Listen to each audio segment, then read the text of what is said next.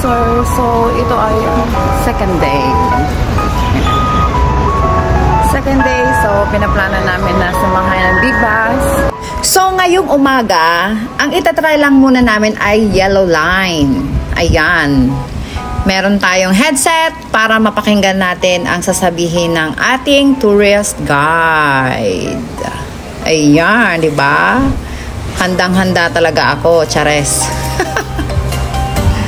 So, sa umaga nga ay nagpunta kami sa Yellow Line Big Bus, and then after nyan ay sumakay din kami ulit ng Red Line Big Bus. Kasi magkakaiba sila ng mga route, mga Madam Sir. Iba-iba ang ruta nila. At iba din ang route ng Big Bus Night Tour. So, ginawa nga namin ang Red Line and Yellow Line Tour Big Bus dahil iba-iba ang ipinakikita nitong mga tanawin, mga Madam Sir. Halimbawa ito. Ito ay sa Red Line na. Ayan. Red Line to. Hindi mo yan makikita sa Yellow Line. Yan.